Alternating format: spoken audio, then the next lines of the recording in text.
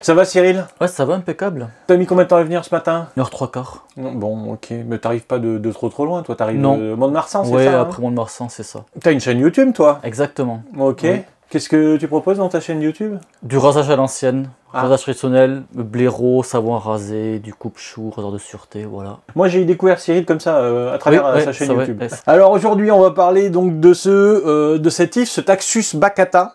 C'est une essence que j'aime beaucoup, moi, vous en avez déjà vu sur la chaîne. J'avais déjà fait une petite série, et je continue d'ailleurs à faire cette série sur un if que j'avais récupéré dans le nord de la France. J'ai accès à un autre de ces arbres parce que ça fait partie des arbres qu'on avait récupéré avec Gaby Becker. Il a bien poussé, alors je l'ai rempoté bien sûr, je l'ai taillé une fois, mais j'ai rien fait de spécial. C'est juste le rempotage pour m'assurer que le système racinaire il est bon. La problématique de l'if, c'est qu'il est toxique. À part le fruit, mais même la graine elle est toxique. Tu vois, donc quand les piafs ils viennent manger les fruits, ils viennent manger juste la baie rouge qu'il y a sur l'if. Tout est toxique sur l'if, l'écorce, le bois, les feuilles, tout. Donc quand vous travaillez un if, faut le savoir, vous mettez pas les mains dans la bouche, hein, on n'est pas des gamins quand même. Et puis dès que vous avez fini, vous allez vous laver les mains. Donc dans cette vidéo, ce qu'on va voir, eh bien c'est le premier travail de préparation à la mise en forme, on va dire. Une scarification, on va pouvoir choisir des branches, faire un peu de taille. Qu'est-ce que t'en penses? Impeccable, ça me va très bien, oui. Bon, allez, c'est parti.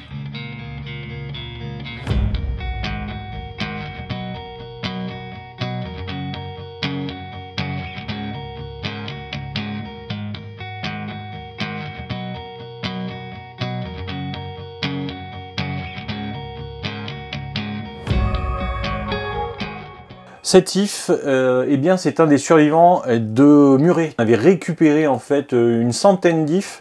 Okay. Et sur la centaine, il nous en est resté environ 12. 12 survivants sur 100? Ouais. Ok. En fait, c'était un chantier, c'était un tractopelle qui nous les laissait. Quand tu prélèves avec un tractopelle, le problème, c'est que tu tires sur les racines. Ah, oui. Tu sais, ça fait les élastiques sur les racines. Et ça tire trop fort. Donc, tous ceux qui ont été faits à la main par Gaby, eh ben, ils sont encore vivants. Et puis, tous ceux qui ont été faits au tractopelle sont tous morts. Ah, ok, ouais. Celui-ci, eh bien, c'est le mien, en fait, puisque tous les gens qui avaient participé à cette petite aventure de récupérer des arbres, en fait, de sauver certains arbres. On a tous eu un if. Je l'ai rempoté dans un substrat drainant il y a quand même quelques années, hein, parce que ça remonte. Hein. C'était il y a, je crois, le prélèvement, c'était il y a 5 ans à peu près. Pumice pur. Oui. J'ai pas fait grand chose dessus, je n'ai fait que l'attacher fortement, tu vois, c'est attaché avec des fils de récup. Je l'ai énormément nourri.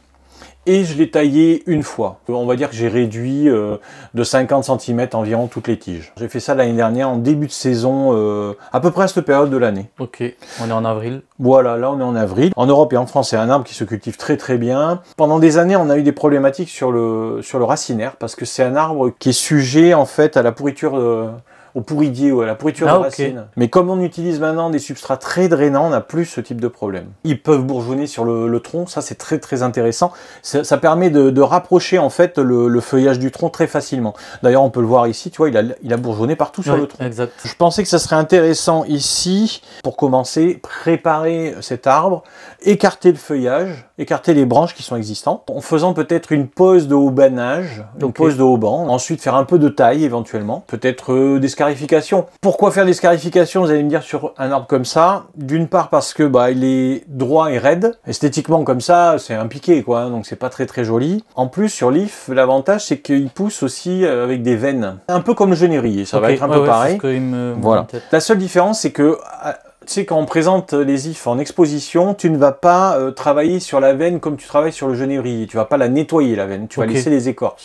Tu parles de genévrier, c'est vrai qu'on voit que l'écorce a quasi la même couleur que le genévrier. C'est vrai que ça fait un travail intéressant, ne serait-ce que poser des haubans, faire un travail de bois mort. Du coup, si on fait un bois mort, ça veut dire que peut-être une branche ou deux qui peut disparaître. En fonction du positionnement des branches, on va pouvoir se dire, tiens, on pourrait passer là une scarification. Dans ces anciennes haies, bien sûr, on a taillé en haut. Forcément, en haut, tu as une grosse coupe qui est moche. Et cette coupe-là, on va bien sûr essayer de la cacher, de la travailler. Alors, on va pas faire ça en un coup, tu fais ça en plusieurs fois. C'est quelque chose qui est bien sûr relié à la scarification qu'on va décider de faire. Souvent, on fait 2 scarifications.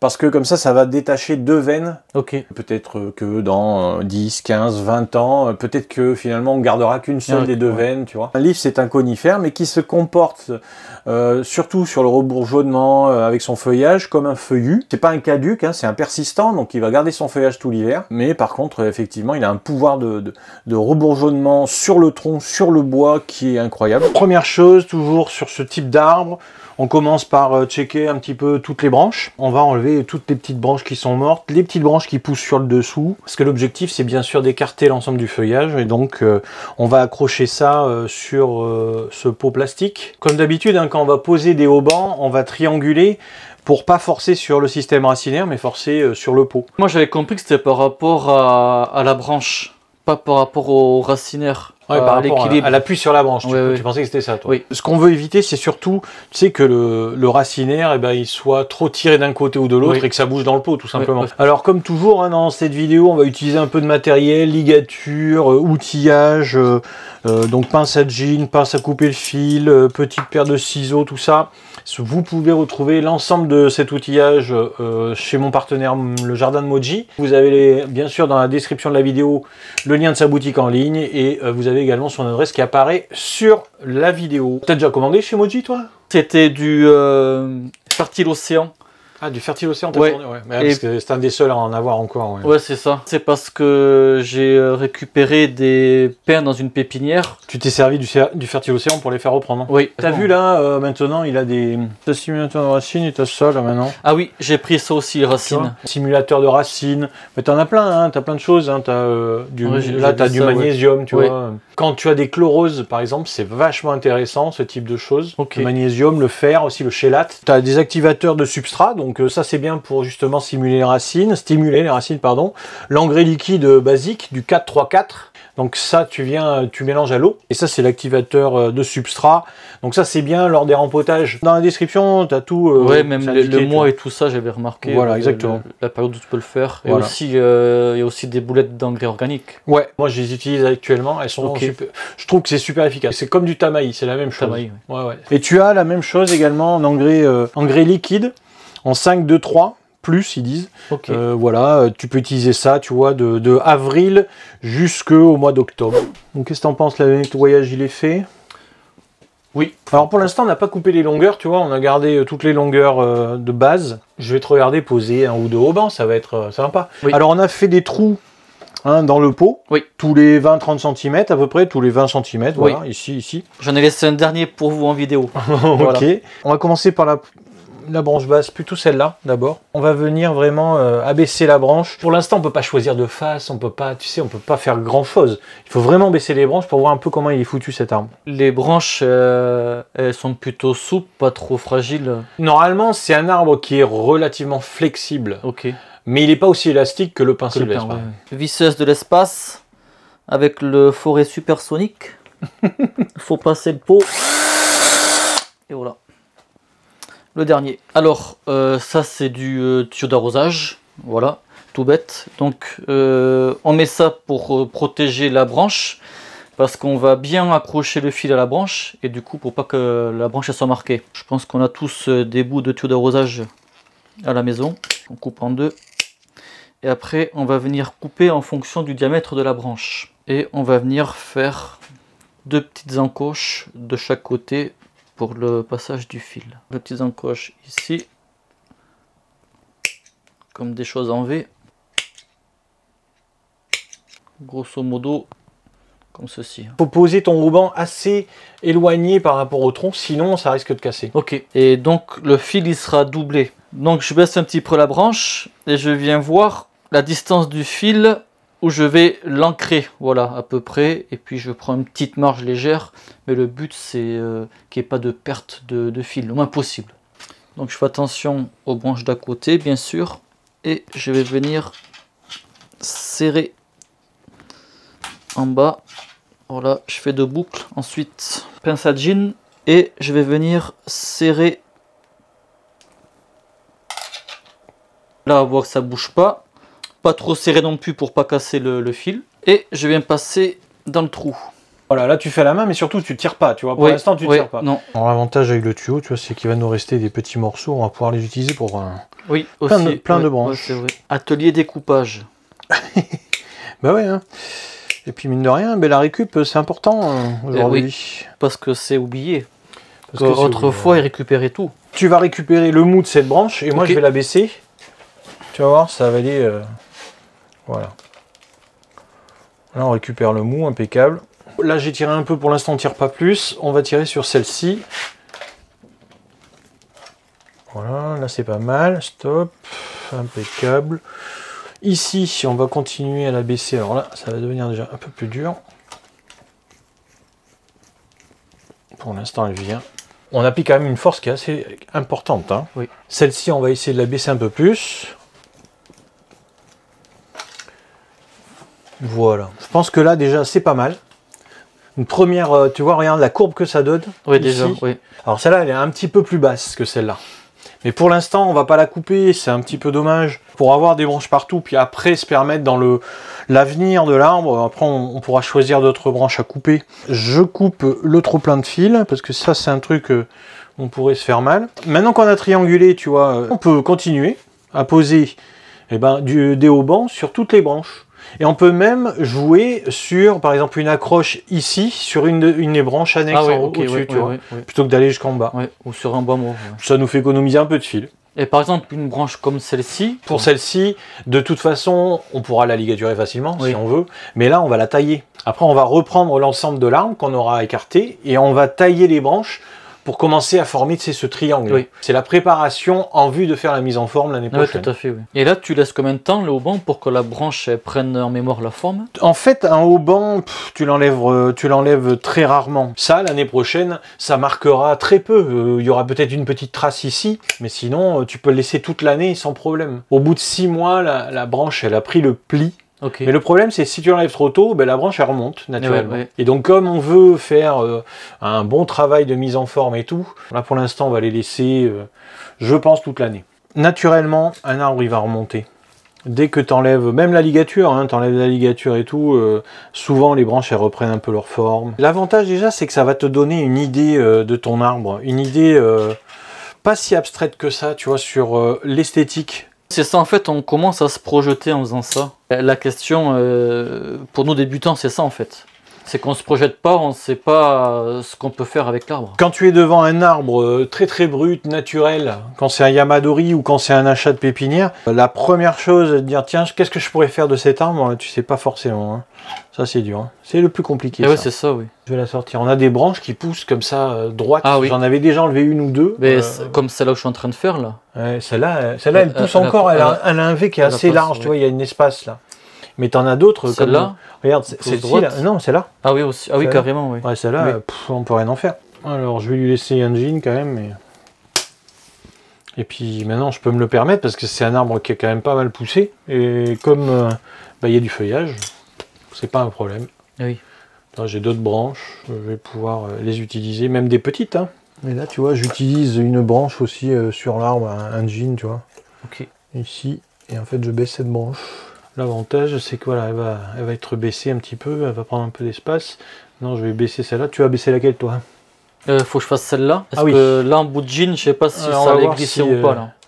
Vas-y, tiens un petit peu. J'ai bien fait d'impositionner là, derrière. Ouais. Tu pourrais essayer d'accrocher un auban ici, sur la partie morte là, et de l'accrocher sur ce trou là, pour essayer de la baisser un peu. Du coup, j'y pense là aussi, la pose de auban.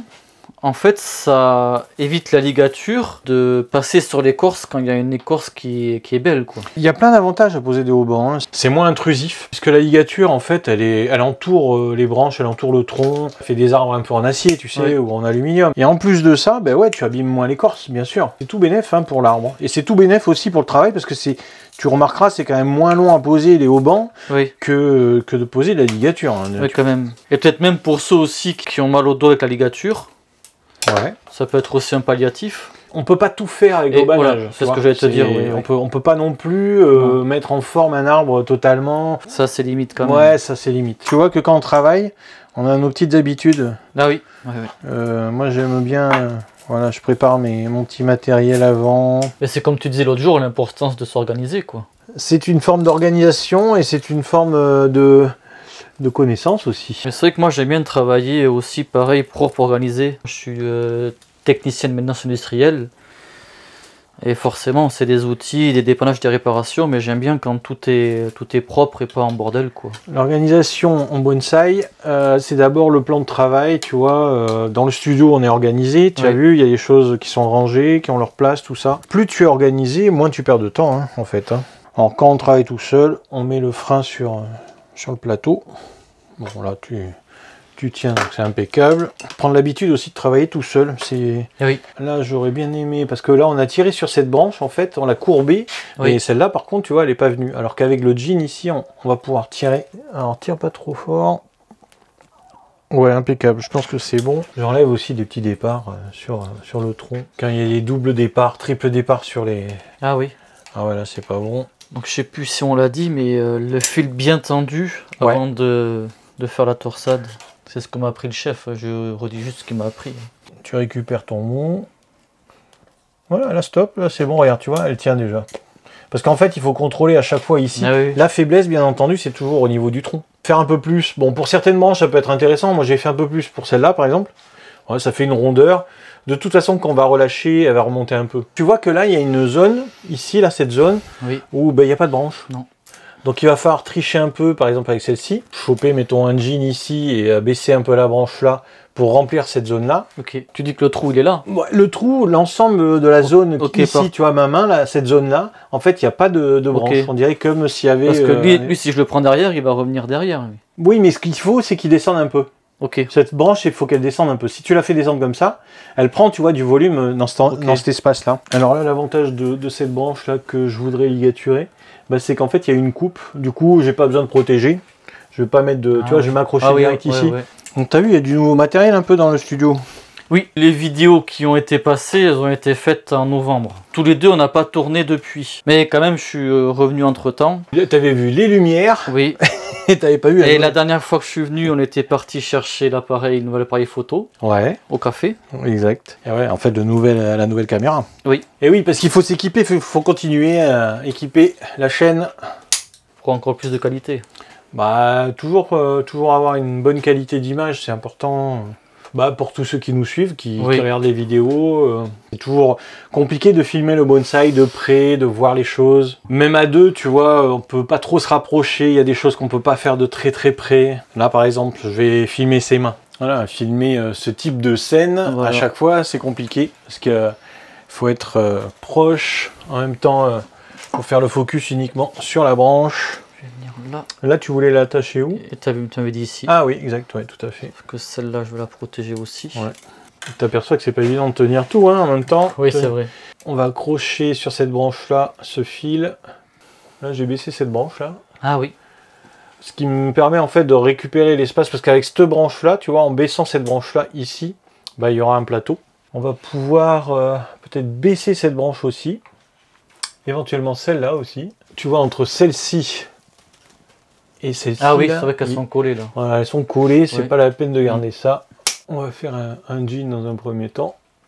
Il faut prendre l'habitude sur les ifs de laisser les jeans en place. C'est-à-dire, tu coupes une branche, tu laisses 5 à 10 cm. C'est bien pour plein de raisons, parce qu'on va faire des branches mortes, etc. Mais il y a un truc qu'on peut faire en plus sur les ifs qu'on va pas pouvoir faire, par exemple, on pourra le faire sur le genévrier aussi, cette technique, mais peut-être pas sur d'autres arbres. On évite de le faire sur les pins. Tu prends ta branche morte qui est ici, avec la pince à jean, tu vas tirer vers le bas. Et quand tu tires, tu vois, elle est en train de se fendre. Tu vas tirer les fibres. Ah ouais.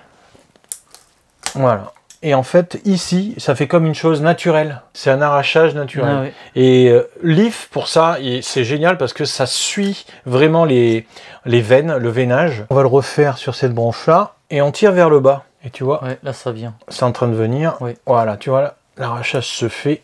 J'ai pas vraiment tiré très fort. Regarde, la veine est en train de se faire naturellement. Voilà, c'est juste la maîtrise. Et là, tu vois, tu as un arrachage naturel. Tu peux laisser tes jeans pendant très très longtemps, coupés comme ça, un peu à l'arrache.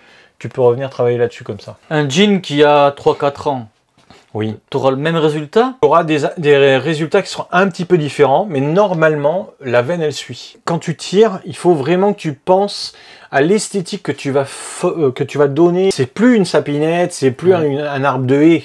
Hein, donc il faut soigner vraiment tout le détail. Dès que tu veux fignoler quelque chose, tu fais quelque chose de vraiment fini. Tu te projettes un peu dans l'avenir de l'arbre, en se disant, bon ben voilà, après ça va se refermer, la veine elle va apparaître et tout. Voilà, c'est comme ça qu'il faut travailler. Il faudrait plier un peu cette branche-là, avec un petit auban que tu peux attraper sur ça. Tu vois, ici, là. Vraiment, là tu fais une petite boucle, tu n'as pas besoin de protection, c'est juste pour tirer la branche, la mettre là. Alors, les branches qui ont besoin de protection sont des branches sur lesquelles on tire très très fortement. En guise de auban, tu peux faire un petit crochet. Ah oui.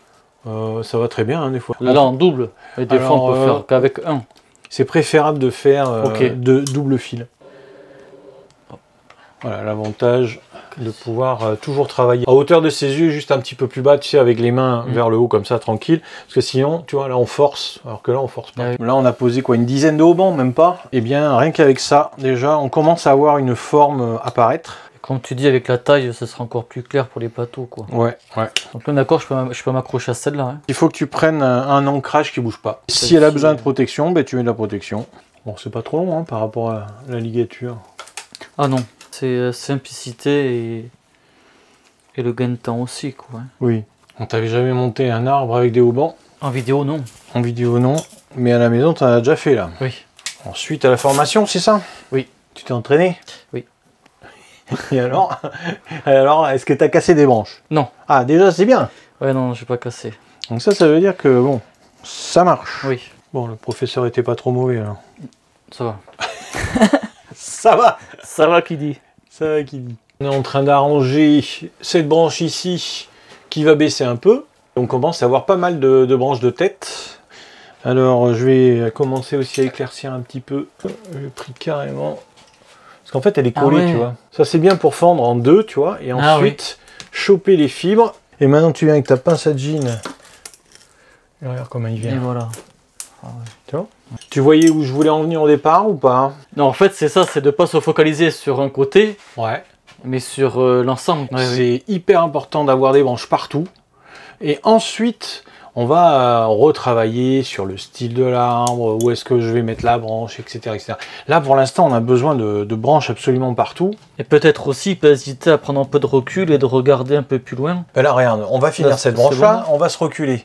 Tu vas voir que là, déjà, on a un arbre qui est... c'est encore une touffe, hein, bien sûr. Et regarde, on a travaillé quoi, 1h30 dessus à poser des haubans, c'est tout, même pas. Maintenant, ce qu'on va faire, on va faire de la taille, réduire surtout les branches du haut par rapport aux branches du bas. Les branches du bas, on va laisser quand même quelques longueurs. Il va être très clairsemé.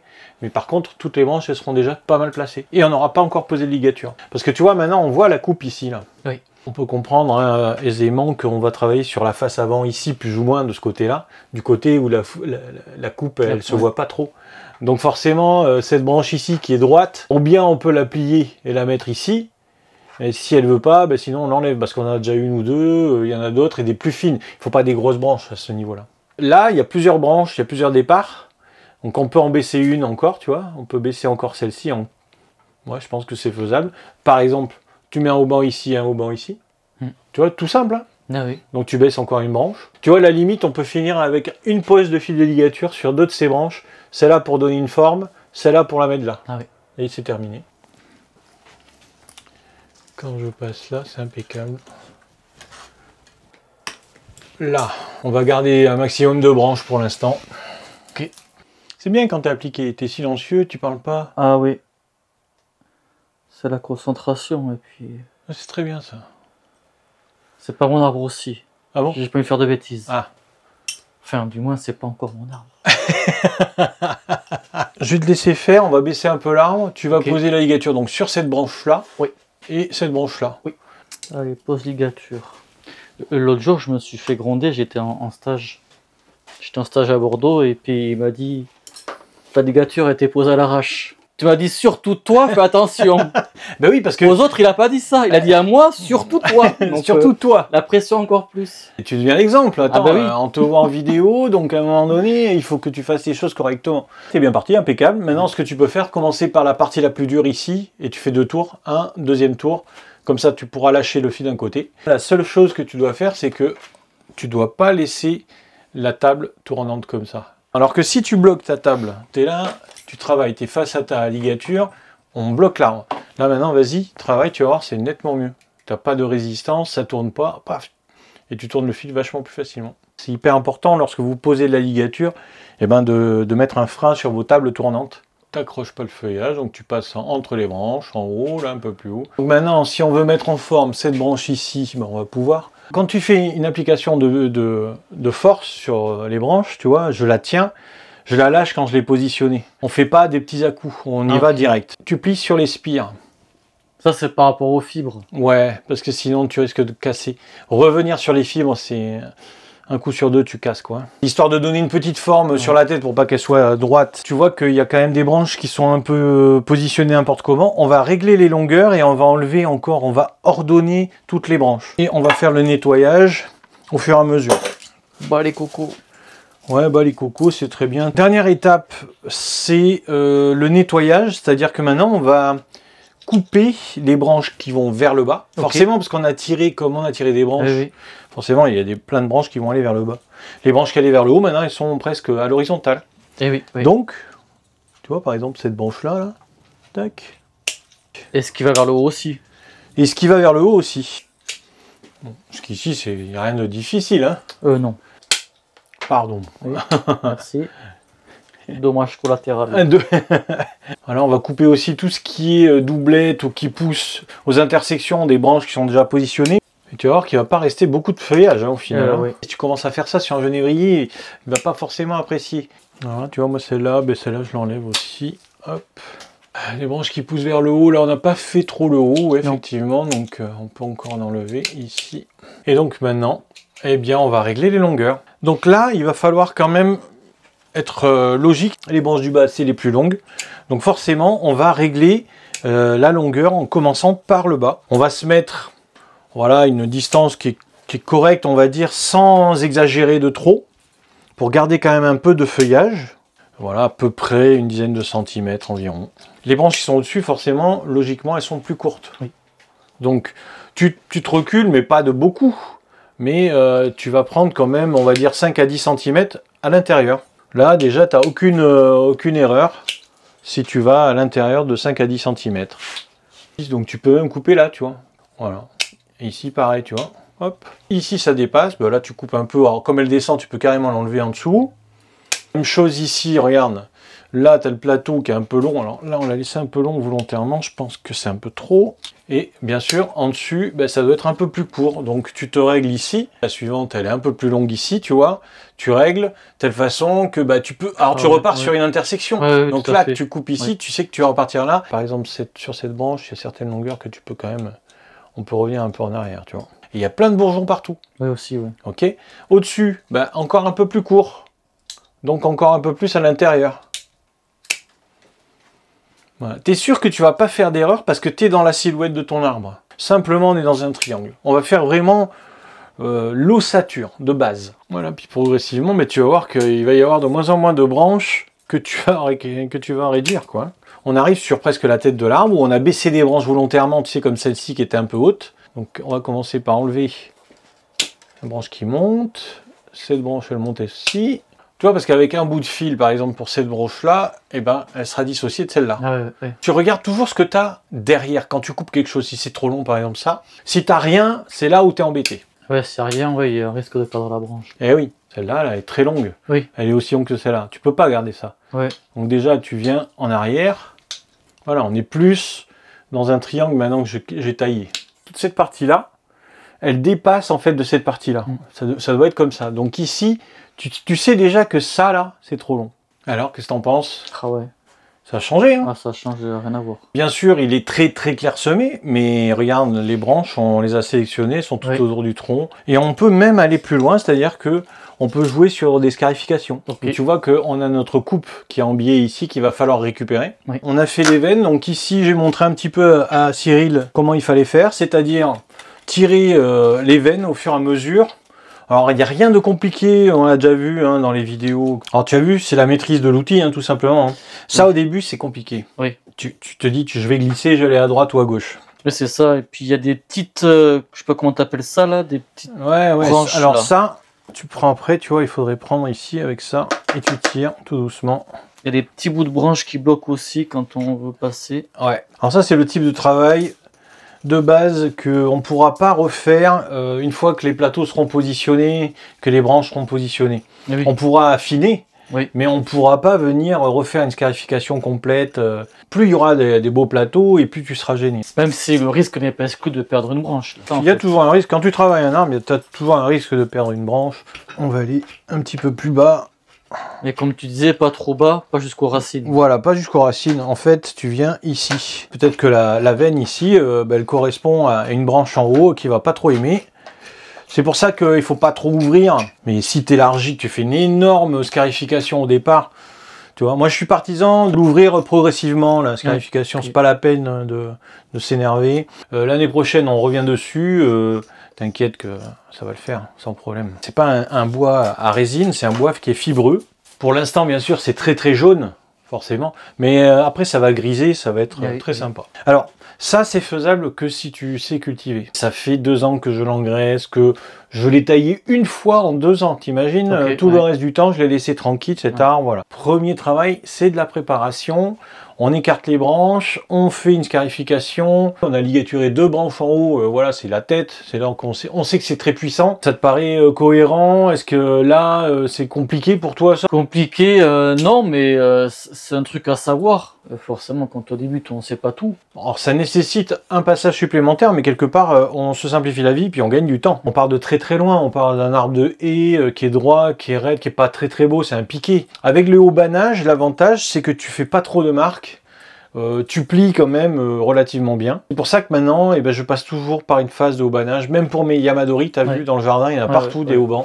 C'est hyper important de préparer et d'y aller doucement. Ouais, parce que l'idéal, c'est de faire l'haubanage, on va dire, pour que la branche soit en mémoire de forme pour la ligature. Ouais. De se calculer le temps, quoi. Quand tu débutes, c'est très dur de voir ça. Le travail de haubanage, si tu veux, au début, quand j'ai commencé le bonsaï, je l'ai survolé. Je l'ai même un peu mis de côté, en pensant que je fais du bonsaï. Quand je fais du bonsaï, c'est que je pose de la ligature. Et en fait, c'est faux. Quand tu fais du bonsaï, il faut joindre toutes les techniques de pliage. Tu sais qu'on peut préparer une branche pendant 2 heures pour la plier aussi, tu as vu ça déjà? Oui. Voilà. La préparation avec du hauban, c'est quelque chose de très basique. En tout cas, moi, je l'intègre complètement dans la technique de mise en forme. Là, il a déjà 2 ans dans le pot. La 3e année, on peut choisir soit de rempoter dans un pot à bonsaï, soit de refaire une mise en forme, par exemple. Bon, tu vois que maintenant, on se voit un petit peu mieux. Tout à l'heure, on ne voyait pas. Tu disais que tu serais content d'avoir un arbre comme ça à la maison. Ah oui. Avec une belle densification, retravailler dessus, ça risque d'être super intéressant. Oui. Donc c'est pour ça que je pensais quand même que c'était bien de le montrer en vidéo. On a travaillé 2 heures, 2 heures et demie vraiment effectives là-dessus. Oui. Entre le moment où on a commencé à poser les haubans, la taille, le nettoyage, plus après la taille finale. Donc tu vois que c'est très rapide. Ce qu'il faut, c'est bien choisir son arbre quand on le prélève aussi. Oui. Moi, j'ai choisi par rapport à la base, tu vois.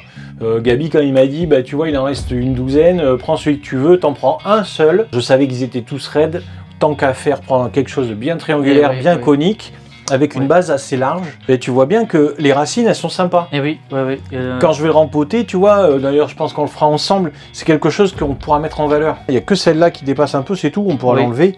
Voilà, mais les autres, elles sont déjà, et puis elles ne croissent pas et tout. Faites attention à quelque chose, c'est de bien le prélever, et surtout de bien le cultiver.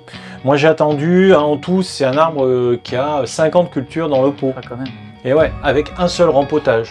Et on a commencé par privilégier le rempotage avant de mettre en place la forme. Mais l'année prochaine, la 6e année, on va pouvoir commencer le travail.